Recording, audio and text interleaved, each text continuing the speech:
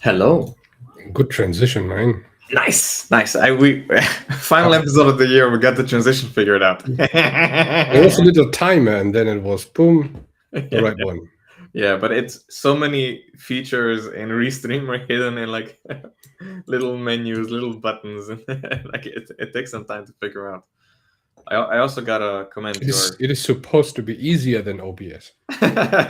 Oh yeah, that it definitely is. OBS is by no. It takes half a year until you find out why your image is always stuttering when you don't know why. Oh man, how are you doing, Adrian? Actually, fine. A little bit sick, but I'm going. Let's say, I feel successful by the end of the year in what we do. Very happy about that. How's about you? I also caught some kind of stomach bug, so I haven't been eating and sleeping well for the past few days. But other than that, yeah, excited about the year. Christmas next week, and New Year's. Extra time with the kids, extra time off without the kids, extra time being festive and celebrating, and a little bit of time off work. So it's a good mix. I really like the. Plus, the kids have a birthday just after New Year's, so this is usually like peak family time for us. So I'm really excited about that. Speaking of exciting, we had quite an exciting year. 2025 was quite interesting. We sort of figured out our DNA, figured out our territory. We swapped the Restream. It was very AI heavy this year.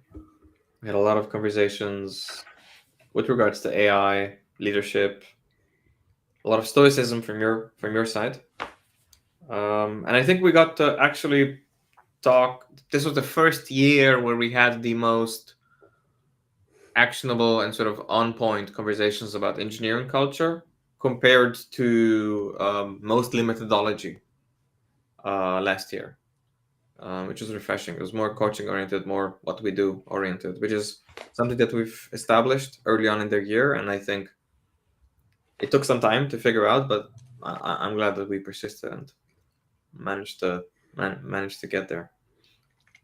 I think that we were returning more to the roots again. Mm-hmm.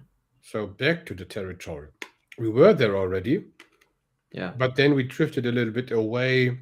We got into a lot of hands-on things, Mm-hmm. displaying things, showing things. The idea of buildership got into it as well, Mm-hmm. Mm-hmm. which didn't make it really because it wasn't the actual idea of that show. We wanted to do it on a more high level idea and strategic and leadership aspects, not so much about how do we actually implement these ideas in Yeah. Next.js. It was a try. We had some interesting sessions. You mentioned it with guests like Nick, for example. We had some interesting things there, but there was the main point of how to test things. Yeah. And basically display it. And I think we are not really in hands-on stream here. We are more like really thinking about why are we doing this, why and how we helping others, and Mm-hmm. like an episode of today, what is the current trends, Yeah. and how we see those trends and navigate those trends Yeah.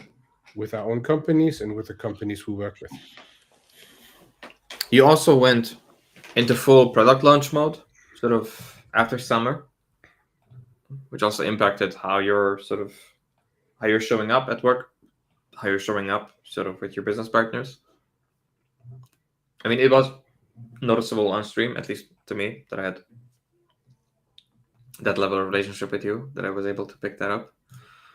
A lot changed. This year was very dominated by the software release we made. Mm-hmm. Um, and it would be a lie if I would say that I was in full control over that, because on some point it creates a tension, and the intention was to create this tension, but as soon as the tension is there, you need to go with the flow. Yeah. And on some point in time, you will then notice that you don't have enough time because there are a lot of unforeseen things. We have other businesses next to that one, and 1 million obligations you have set up for yourself. Mm-hmm. Mm-hmm. And I did a lot to rearrange things so that I actually can do them and I want to do them. And I've in the first half of the year, I've tested a lot of things. I tested the rebranding. I tested if it's my thing to the Adrian Builds idea, which I actually have overthrown and returned to a very agnostic version of just being Adrian Stanek now online. That's my thing now. We need to fix the intro. Right. I actually have one where this is fixed. But anyway, I need to fix the studio layout. And this the idea is that I don't want to deal with brands, personal brands anymore, Mm-hmm. because I need to have something which lasts for the next years, and is not limited in growing with me. And that's actually my name, because that's one of the things which will definitely stick. And building is a part of it, but it's not the main part. Leadership is my main part, definitely, when it comes to making content and talking about things. This is the most moving topic for me, to actually help people learning things. And another aspect of what I'm doing, of course, is the coaching aspect. So tech coaching and these kind of things. I want to support these kind of things. I want to make sure that it's possible that people can help other people. And that's one of the reasons, or I think the main thing which happened for me this year, as I said, is the software launch. But why? It is not really the launch itself, because I have launched a lot of softwares in the last 18 years. The point about this specific one is that it finally, since I started to blog and join LinkedIn, I don't know, 6, 7, 8 years ago, something like that, or even more, I had a split brain. I was doing content in a way which I'm actually wasn't working. So I was working in a company, and that company was a company, and I never talked about the company I was working in. Makes sense. Not deeply. Yeah. But I made a separated content thing out of my learnings.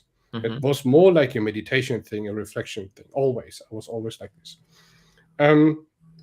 the point is that is a split brain. On some point in time, you feel very weird about that, especially when you get to the idea, oh, I could make this in form of a business to make content, because then it starts to clash. And that's what happened to me in during the last 3 years. Mm-hmm. And my the only way how I found out to get it together is to actually get it together, which means that the stuff I built needs to work together with the stuff I'm talking about. And So yeah, the right about. first attempt was Adrian builds to Mhm. talk about what I built, but that's not my DNA. So I need to reverse it and make the software work towards the idea of what I'm talking about, what I Mhm. think is more important. Yeah. Because how to build software, go to YouTube, 1 million videos, no problem. Yeah, it's more YouTube territory, like long form video, Mhm. heavily edited, background music, and just go from there. We saw that on Twitch as well. Tried to replicate it, but it wasn't really on territory for us.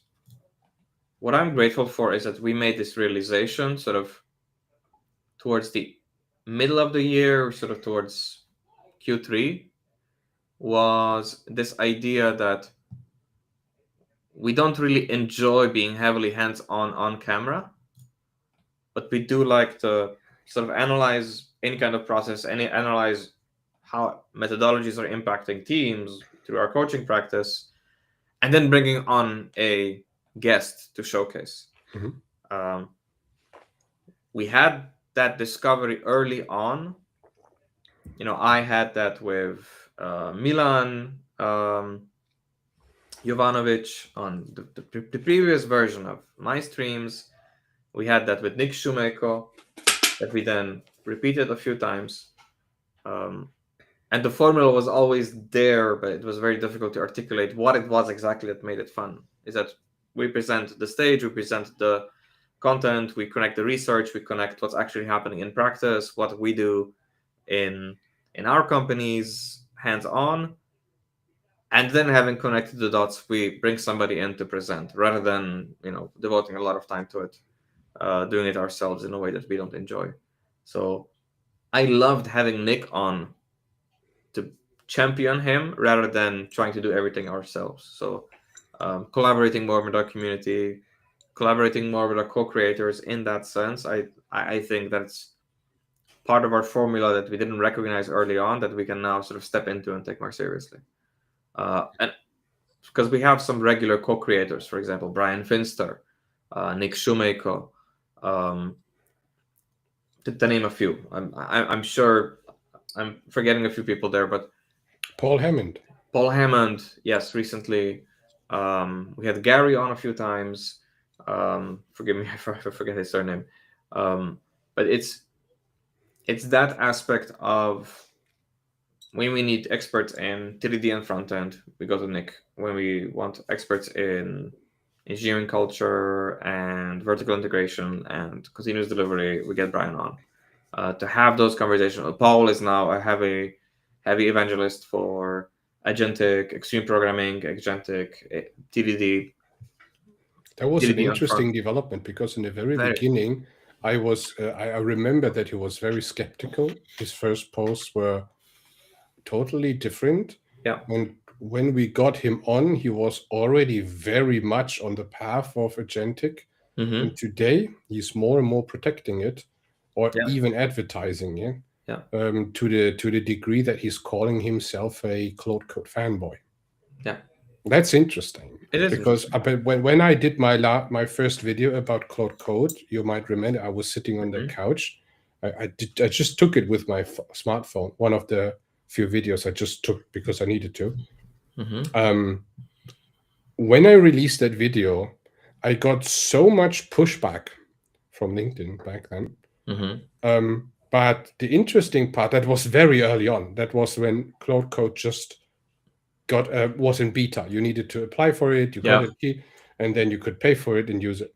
And I did it, and I was so baffled about it. It was, in my opinion, was great, and the world wasn't prepared for that. Everyone was comparing it to copy pasting something into ChatGPT, and I remember Paul was one of the first people commenting on it as a skeptical person. Mm-hmm.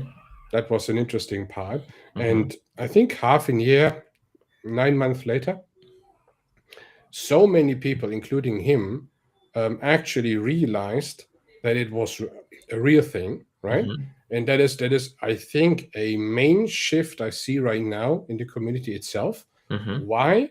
Because the resistance is getting very loud, and Yeah. that is a sign that it's actually about to collapse because it's going now into the underdog thing. Mm-hmm. So it is an established thing, but it stays an underdog. The resistance, I mean. Mm-hmm. AI itself is already basically everywhere.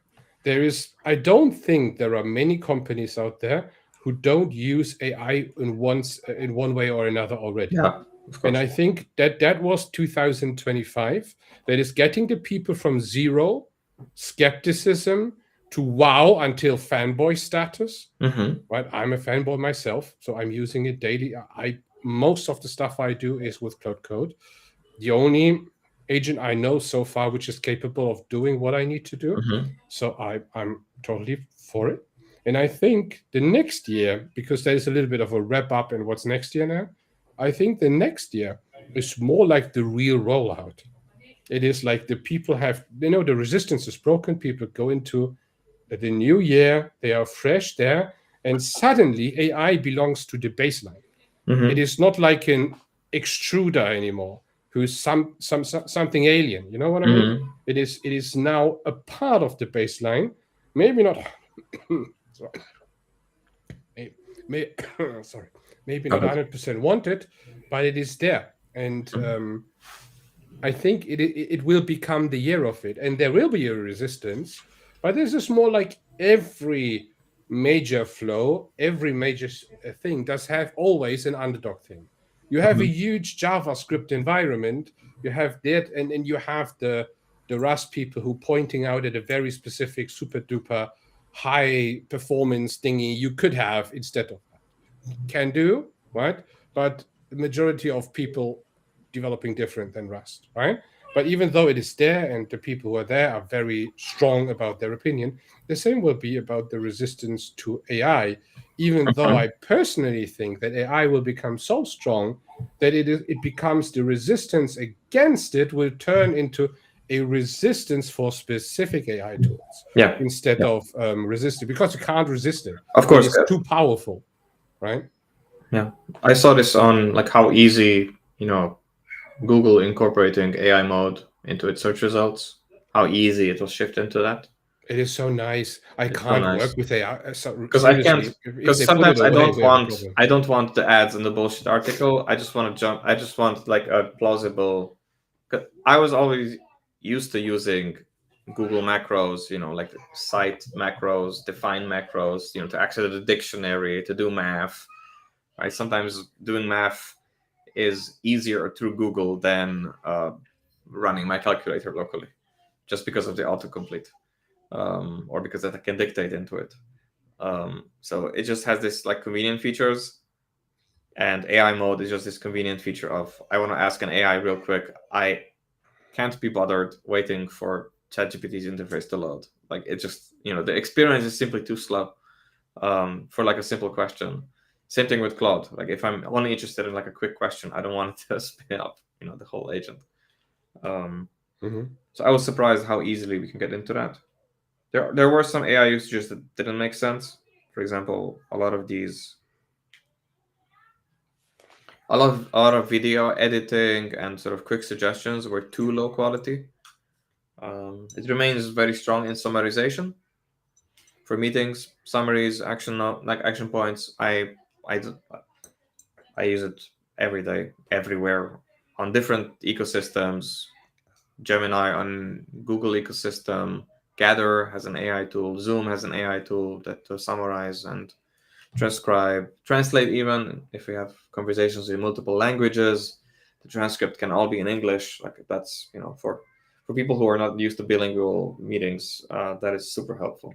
Mhm. Um, there's definitely like this year has definitely been the sort of the vanguard entry into this, and I was really excited to see how active the Dora research group was in taking the need for empirical evidence of AI usage seriously, and they refocused. It felt like they just made a quick shift to refocus a lot of their research efforts onto AI adoption.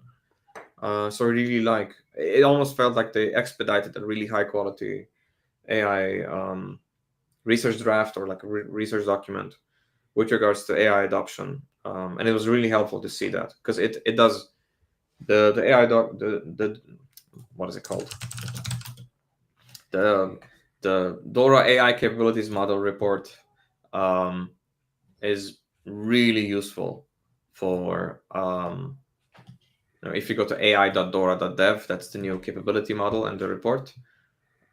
It really helps quantify issues that companies are seeing. Hey, Kalaran. It really helps amplify issues, because you and I had these conversations earlier in the year, and they were mostly speculative, and they were mostly, I see this, but it's unreliable. It gives me a different answer every time. Maybe I just wasn't lucky. Like, I don't have a large enough sample size to actually go from intuition to data. And it was great to just have that data expedited and handed to me very quickly, so that we could actually make sense of what it is we were experiencing. Right, so that gut feel that perceived productivity didn't match actual productivity, that the individual gains were sort of offset by losses and waste creation from the team level, that code generation on the developer side was met with longer review times on like the team level. So there is definitely a lot of skepticism that is real, and there's a lot of skepticism that is just resistance. And I find it very But a lot valuable. of it is actual valuable feedback as well. Yes. So it is not like, oh, now AI is developed, it will stay like that for the next 10 years. So we saw several shifts already in all of the major providers when it comes to AI, and it got significantly better when you use these kind of tools. Even code, it became every month, it became more efficient, cheaper, more efficient, and cheaper again. That is a very interesting aspect of it. But it's also interesting to see how the AI vendors, if I'm just comparing Gemini and ChatGPT and Cloud Code, have differing business models. Cloud Code is for mass adoption and making it cheaper, making it more token efficient. Whereas ChatGPT is going the other direction of, they are giving you mass adoption for free, and then there's a limit and it slows down, and it's trying to get into enterprise usage in a way that is extremely expensive and extremely bespoke and extremely integrated. Gemini is sort of somewhere in the middle. I haven't used Codex much, so I'm aware that exists, but it feels ChatGPT, the OpenAI ecosystem to me feels more fragmented. Like the plugins, the custom agents, the custom prompts, they didn't really land with me as much as Cloud Code's features did. But that might also just be bias.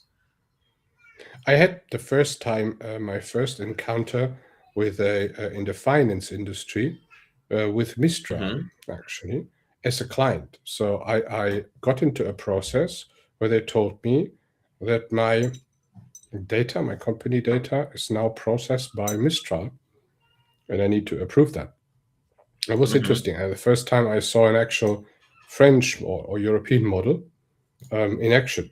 That's people talk about that because you mentioned the three large ones. We actually use the American ones, even though many others like the Chinese ones,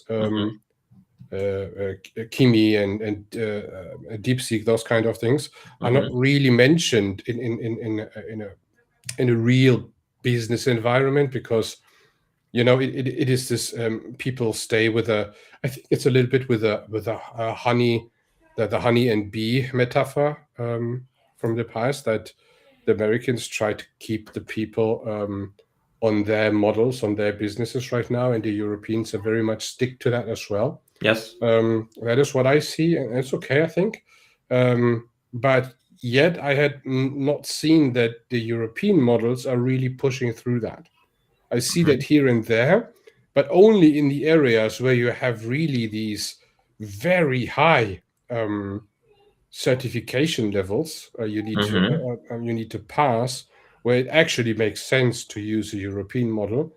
But I Mhm. had the feeling that it wasn't very effective. When I was using it, it was very slow, and Yeah, it didn't feel like what I was used to as a, let's say, as a heavy user for AI. That makes was sense. another thing I saw. Um, And it also reflects on our viewership for this year. I'm checking our analytics on YouTube. That's our most aggregated analytics, as far as I can tell. Um, Most watched, most viewed videos have been the one with Nick Shoemaker. Ironically, this year, last year's episode is still was very popular, and all of our Brian and AI topics, particularly the one with Paul Hammond and the conversation about AI in code reviews and AI usage, the sort of 3D and agentic coding episode that you and I had along without Paul. Um, so that overall was a very interesting experiment to sort of see play out in real time, because AI, the whole extreme programming overlap happened very suddenly and very quickly, and it was nice to see how receptive our community was to it, how interested people became in guardrails for AIs, Cloud Code especially, picking up on Paul Hammond's example, focusing more on extreme programming principles. That sort of came out of left field, and it very quickly integrated into our core topics. But it's something I really enjoyed, like seeing just mhm. so, because social media the year before felt like a lot of food and mistrust with regards to what's happening on the job market, that nobody wants juniors, that AI will replace us, that blah blah blah blah blah, and then people pushing technologies and Kafka and microservices the year before, and it's just so tiring. And people pushing their millions of different LinkedIn strategies of how to become a LinkedIn influencer, and I got really tired of that. Like YouTube, LinkedIn, it was just all that. Um, No, so that's team, just for what Dennis is saying. When you do a lot of LinkedIn stuff, you get to the point where you, on some point in time, you have figured out how LinkedIn works and how you get likes and comments, but you don't get clients, you don't get leads. So yeah. what you do is tell other people who have the same problem but less likes than you that you have a product for them, which is telling them how to get Hey, likes and comments and yeah. sell that. And suddenly you're a successful So, LinkedIner. so at some point, my That's it. feed on LinkedIn, which I think a lot of people are experiencing, was basically an established pyramid scheme of LinkedIn influencers teaching other LinkedIn people who want to grow their channels about how to become LinkedIn influencers. And the first cohort is making money about explaining to the second cohort what to pay them in order so that they get their audience funneled through. And then the only audience that they get is the audience that is receptive to being part of the freaking pyramid scheme. That's a snowballing system, actually. And and for some reason, and I think there have been algorithm shifts on LinkedIn very aggressively, and our channel just got caught up in that.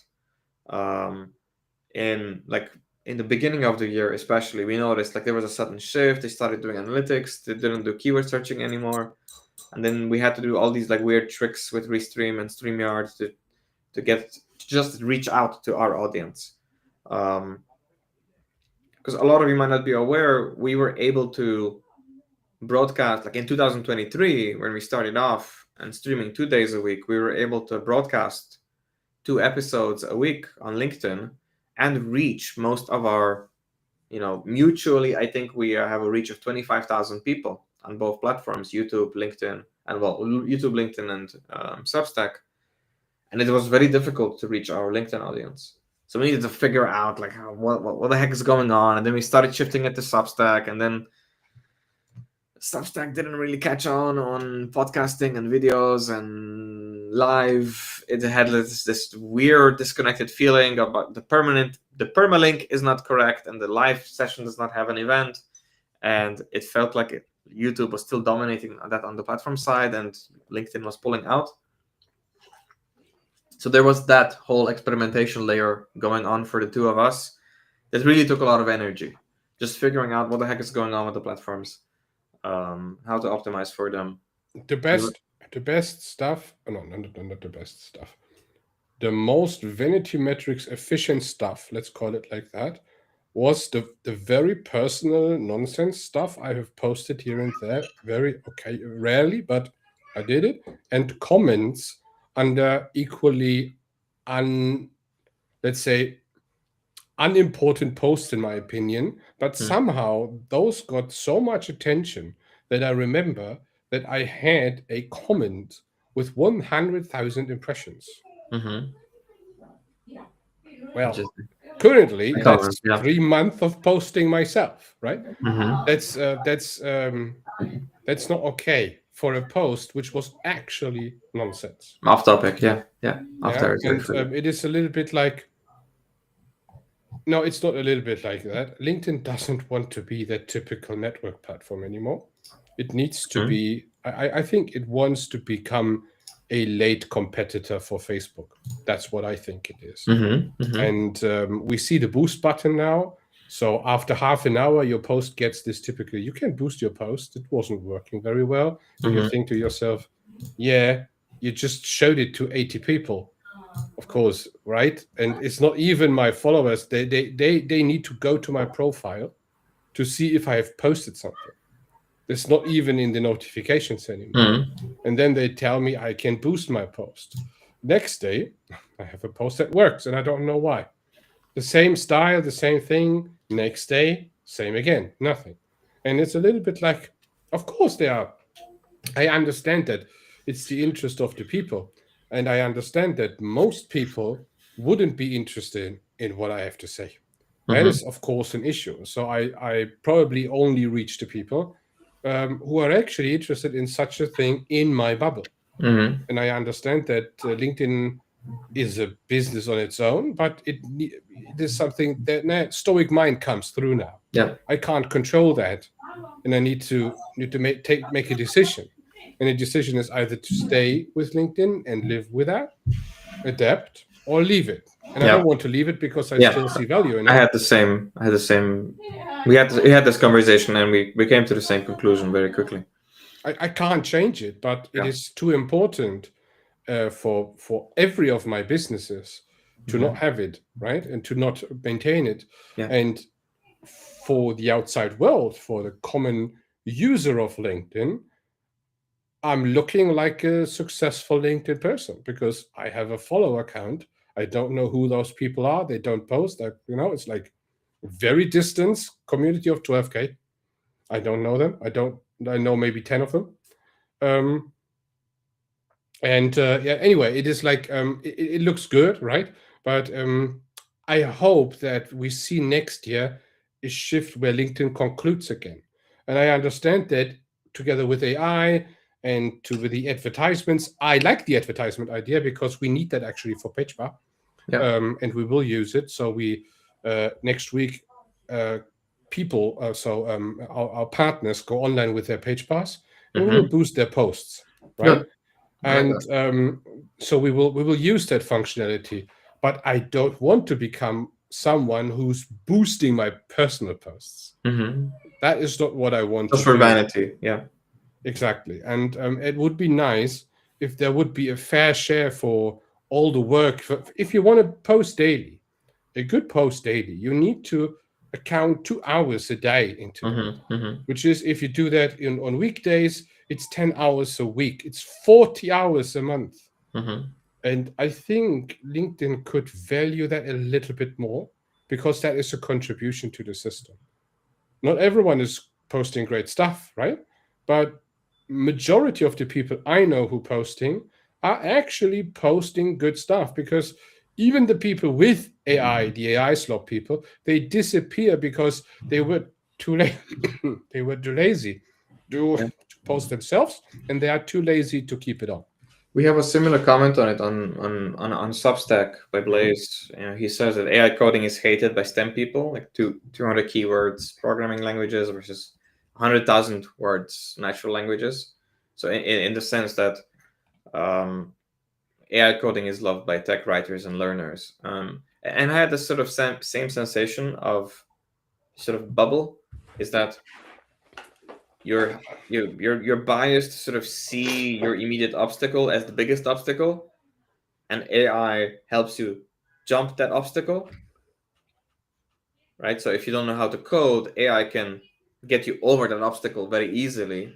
The problem is, after that obstacle, there is another one for which you needed to have learned everything on the previous obstacle.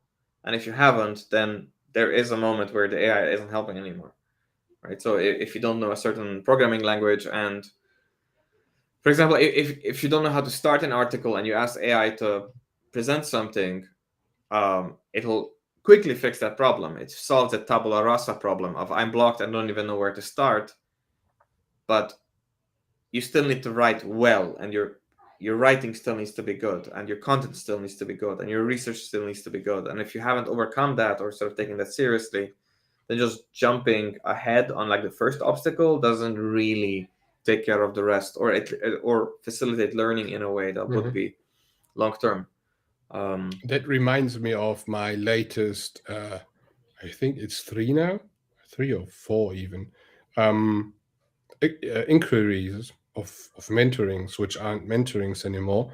People, or let's correct that. It is not in a row. It was in this year. Mm-hmm. The people who ask me to help them um, become a no-code engineer, they Mm-hmm. definitely don't want to learn code. They're not looking for that. They look Mm-hmm. for the very specific idea of I need to help them only using AI and building the entire application with that. Yeah. Somehow they assume I'm doing that. I don't know exactly why, but Mm-hmm. they assume that. Mm-hmm. And of course, I could do that. I could Mm-hmm. help them, but it wouldn't lead to the results they imagine. Yeah. That's Yeah. the issue. So I could. Ironically, I had that same conversation with a lot of CEOs, with a lot of business partners that sort of Mhm. wanted to chime in on my opinion on this. And we sort of came to the same conclusion of, yeah, you can do it for stuff that you'll throw away, but for everything that has to be there long term, like the learning doesn't happen. So if the learning doesn't happen, it will be expensive, because you'll have to redo the learning the moment you get to the first roadblock, which can be in a few hours or in a few minutes. Um, for that, you still need to be an engineer. For that, you still need to have all the skills an engineer has, and you can't really cheat. Um, Especially sorry, especially not in the beginning of an application. You need to yeah, build this yeah, this foundation, yeah. and the foundation needs to have a system, a design system, an architecture system. It must be solid and it must be Mhm. intentional, and you need to know what you do. Mm. And then you can build this little piece up there, this new idea, this Mm-hmm. isolated until on top of that, the new feature with AI. Just you could even vibe that one as long as everything is in the context and you review it and it fits. That So is to some degree possible. I really like Martin Fowler's. So Martin Fowler came out on a AI related, I don't know what was it, podcast or interview, but I really liked his definition of vibe coding, of specifically vibe coding, like building software, is that um, vibe coding is when you do not do any follow up prompts. You ask it to build something and you basically ask it to one shot the answer. That's vibe coding. When you're talking to it, like with Whisper or just using Cloud Code, that is AI augmented coding. You need to be an engineer and you need to do engineering work with the AI, which is very different from the previous sort of wishy-washy definitions that we've had. And I really like this one because you and I demonstrated You and I had this conversation, and I didn't really know where we disagreed. Because we did this, I think, with the 99 bottle, or one of the katas, we did this on stream, or Mars rover, I think. Mhm. So, and what I wanted to demonstrate it, if we're vibe coding, then let's create a big prompt and let's one shot the answer. Because if we don't one shot the answer, then what we are doing with the AI is essentially coding, Yes. but less efficiently than we're capable of, because the example is so simple. So if the example can be found, if the solution to the problem space can be found online, if what we're talking about is a solved problem in the vast corpus of the internet, I expect the AI to give me the correct answer in one prompt. So that was the experiment that you and I ran. And later on, only in hindsight, I figured out that actually, you know what, that's actually what I wanted to communicate, is that vibe coding to me is that I ask it something and I want the first answer. I don't want to iterate and refine it, because then I'm doing software engineering. And those rules were very strict, and none of the AIs were actually successful in providing that kind of answer for an even trivial problem. Not without scrutiny, not without checking, with us double checking whether it works or not, with us forcing it to write tests in a way that it will have to make itself self-evaluating, etc. Which is what we talked about with Brian Finster regarding quality gates, like introducing that into the actual space of the agents, or having multiple agents in there that correct each other, that keep each other accountable. Yeah. So I'm very glad the software community didn't sleep on this, that it immediately called out the bad practices. Mhm. Because the last time something like this happened was blockchain. And then the previous time something like this happened, at least on social media, was microservices. And there was this huge, huge shift in, oh, it's great, it's awesome, it's sexy, let's do microservices, let's do blockchain. And all of these sort of conversation of the negatives or the skepticism came later. Like, it was stifled. It wasn't really actively engaging as much as the hypers and the positive side. So, for example, the same way that somebody came to you for make me a no-code vibe coder engineer, I had people coming to me 2 years ago, 3 years ago about, hey, Dennis, teach me microservices. We need microservices. My boss has told me we need microservices in our company. That's going to be my promotion thing. Teach me how to do microservices. And I hate that kind of like fashion trend in our industry, because it just, like, to the people who don't know, it doesn't really help, because they just feel like they are missing out on something that should be important, but they don't know what. And to everybody that they do know, they've been doing it for so long that they've used completely different terminology for it, right? So they don't call it microservices. They might call it service oriented, or they might call it, like breaking up the organization in a way to match their management or the release setup. With blockchain was sort of the same system, where people just wanted kind of piggyback on like what seems to be free infrastructure and sort of internet sourced infra, but then turned out not to be the case once they really learned the nitty gritty of gas fees and similar on Ether, etc. And Web the three scams that was were in the same happening. time as block. And Web3 sort of came from that sort of same kind of mentality. And I'm really It glad that totally on the disappeared. AI craze, Blockchain yeah, is still there and really, somehow, but Web3 is totally disappeared. yeah, and I'm really glad that this trend at least got active supporters. Like, it was very much all in or I hate it at the beginning of the year. And I am very excited to see that we get to talk about nuances. That, hey, it's really good here, but there, be a bit more skeptical. Copilot, if you find yourself ignoring the suggestions it's giving you constantly, maybe turn it off. Maybe swap to an agent. Maybe set up an MCP and just have it do it asynchronously with you. Maybe use Whisper and just talk while you're coding and don't get distracted visually. Maybe just use it for your meeting notes. Maybe what I like to do is I like to have a conversation with ChatGPT. I draw. I then make a screenshot of the drawing. I put it in ChatGPT. I tell it to convert it for me to mermaid. I then convert the mermaid diagram to a real diagram. I put the real diagram back into my diagram tool, and then I went from my scribbles to a codified diagram, and then I continue on the codified diagram for event modeling, event storming. Very useful. And I also have like a codified paper trail that it can then absorb and say, okay, I'm happy with this now. Create, Python types for me, or create TypeScript types for me for at least the semantic signatures. And that's really useful to me. It's not like a very repetitive workflow. You do this primarily for workflows that are unique to you. Like if you are event modeling or modeling in some way, visually planning, I like being able to connect those dots without having to use some like weird proprietary format. Like, C4 diagrams, like always irked me because they had this like what felt like to be proprietary format and was incompatible with our diagramming software. Similarly, event storming had that same issue of it's a too formal construct in a too informal diagramming tool, and that never really vibed with me. Or if you're doing it on the whiteboard, it's even more difficult because you need like a 2-page rule set that nobody, like that only the D&D enjoyers enjoy playing, but the business people usually don't.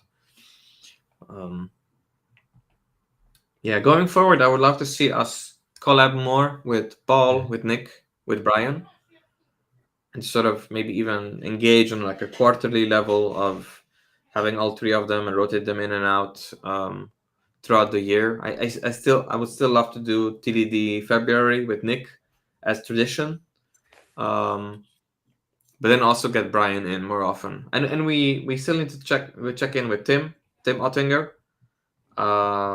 He did come in briefly when we were talking about AI and coding being the bottleneck. I think one of the reasons love- why we had problems getting the guests often is that we asked them, hey, can you join next week or can you join this week? That is not a good idea, people, especially not at, let's say, 4 p.m. Many people are still at work there and they need to shuffle too much or something like that. Well, we need to have it more like, hey, we want to invite you in 2 months. What do you think? Is that a thing? I think that would drastically improve chances to actually get the people on board. Yeah, we need to be able to plan those slots out further into the future. Plus, you and I also had some scheduling issues. I've been very busy. You've been very busy. We had some health issues after summer. That made it very difficult to sort of synchronize. So I'm hoping we can get some more structure in that in the new year. And we already have some plans on how we're tackling that. Good. So, yeah, I think that was a fairly well wrapped up thing. So, which shows that we have reflected our year. And I wouldn't, let's say, plan too much for next year or tell everyone what we will do, what we will change, because I learned that this is now a learning from my leadership aspects is you need to adjust your baseline and not make an assumption that you will change something next year. You will basically change it today so it becomes better. So that's one of the things we have done this year is actually to improve how we stream. Yeah. That is now a fixed thing for the baseline. We maybe can glue that now into an SOP or something like that to make it solid for next year. But the thing is developed now, which means that next year we don't need to worry about how we stream. That's set. That's part of the baseline. And that was a big issue this year because we forgot to catch the train in the beginning of the year with LinkedIn because LinkedIn changed something. We didn't realize it. And basically our entire audience went under the bus. That was a little bit like that. And that's not the issue for next year anymore. Yeah. So that's a thing. And that is how we should think. What can you do today to improve tomorrow? Not what will you do tomorrow to improve then. That's a little wise thing from the interesting, funny part. I was so sick in the last days that I was lying much in my bed. I had fever. and I was standing up in the morning and going to in front of the mirror, pretty tired, looked into a mirror, and my entire haircut looked like Marcus Aurelius. And I was thinking, like, that's too stoic. I'm going to bed again. Funny. Okay. Yeah, anyway. Yeah. So this is our last stream, by the way, to anybody watching this year. Next Wednesday is Christmas. Next Wednesday is New Year's Eve. So I wish you all a happy and fulfilling holidays, Christmas season, or whatever it is you're celebrating. Happy festivities. We stream the next time on the 14th. Yeah, our next stream will be January 14th. We're also taking a short break. And we'll see you then.